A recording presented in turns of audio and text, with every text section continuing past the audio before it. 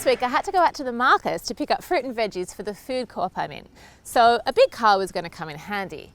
And look what I got to test drive. It's the Hyundai iMax Elite, and it is giant. It will seat 8 fully grown adults. Thanks for the big car, guys. So it's huge, but what else can it do? Here's how the Hyundai iMax did over my 7 days of driving. Anyone want to ride?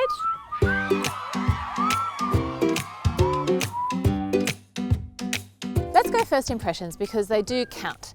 And mine were that the iMax is big, huge in fact. It's quite boxy, there's nothing sporty about it, and no concessions have been made style-wise to the exterior to make it more people-friendly. Inside is still quite van-like, but this is the Elite model. So you'll find leather-appointed seats, which is at odds with the very boxy shape. And there's a double sunroof, a small one up here and a bigger one for rear passengers, which is lovely and lets in lots of natural light. The biggest thing for me though is that there's no center console. So when it's 5 in the morning and you just want to put your phone and your bag somewhere that's not the floor, you can't. So even though there are cup holders here and there are bottle holders all the way down there, there's just nothing in the middle. It's empty and inconvenient. So even though there's a leather steering wheel, which feels nice, and leather seats, which are a bit swish for a van like this, there's no escaping the fact that there's nothing here. It does give you a big feeling of space though, and you can also walk from the front to the back if you've always had your heart set on doing that. But the seats are heated and cooling. There's a double glove box and the top one is actually cooled, which is great to transport drinks around, and you get a really great air conditioning system.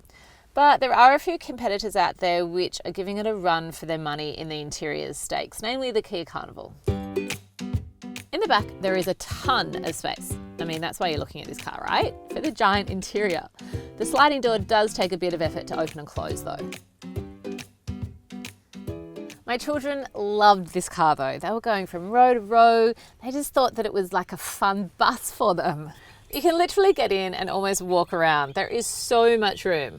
It's not super easy to use, so it takes a tiny bit of effort to push the second row forward and get in. But once you're in here, there is loads of room. I'm 161 centimeters and I have so much space, and even my 185 centimeter husband didn't complain. I would still put smaller passengers back here just because they have to climb into the back though. Rear passengers will also get their own aircon and be able to control it from both back rows. But I struggle with these awning windows. I like fresh air, and I know most people also like fresh air. There are no cup holders in the second row. They've just got these pockets on the back of the front seats, plus a bottle holder in each door. There are 2 cup holders in the back row though. So while it looks fairly basic in the iMax, I think that's what you're expecting. It's a van whose primary function is to fit people comfortably, and that's what it does very, very well. Driving in the iMax is surprising. I was expecting a heavy vehicle that felt huge on the road, but I didn't get that at all. What I got was a van that drives really easily.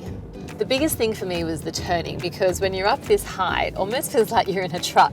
And I was expecting the turning circle to be really big and wide, but it's actually really small and tight, and it just turns instantly as soon as you turn the wheel.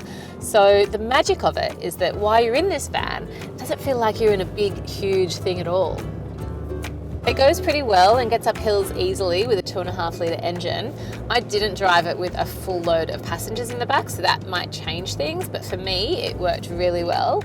It's also a diesel, so you can hear the engine chugging along as you go, and I actually felt a bit like my dad this week. He's a builder and he's got a van, and I just felt like him. I don't know if that's a good or a bad thing, but that's how I felt. Size-wise, it's not bad to manoeuvre around town, and I think it's because of this small turning circle thing. It's really easy to actually get into parks, and I was able to fit into Westfield. Just make sure you check the height requirements before you go into anywhere though. If you do have trouble parking, there's a reverse parking camera. It's not super high res, but it works, and especially for a car this size and shape, you really need to see behind you when you're reversing.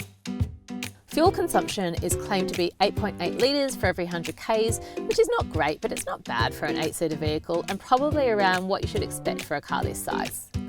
The rest of the safety though is a bit below par because you'll get airbags for driver and front passenger, but But there's no airbags for any of the rear passengers, which kind of defeats the purpose of putting your family in the car. I know I wouldn't want to be driving on a long trip without my family being protected by airbags.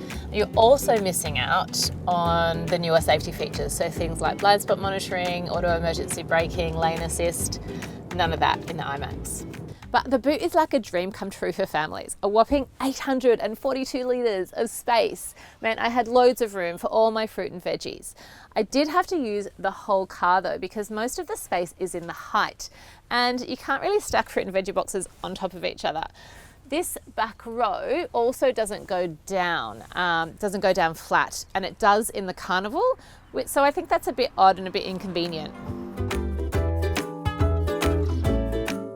The technology is good. It's got a 7-inch touchscreen and it's also got Apple CarPlay and Android Auto, which means you just plug in your phone and you're instantly connected to the main apps on your phone like Spotify, Maps, and you can also use voice control to make phone calls or dictate text messages while you're driving, so you never get in trouble for touching your phone. As far as vans go, the Hyundai iMax ticks all the base level boxes. I was pleasantly surprised by how well it drives, really liked being so high up off the road, and it is extra spacious and ultra comfortable. I gave it a 6.5 out of 10, taking points off for no centre console, the basic interiors, and the lack of safety features that you'd be looking for with a family. My children gave it an 8 out of 10. They don't care about safety features, they just love that it had these bus-like proportions. Like this video, subscribe to our YouTube channel or click through to our website.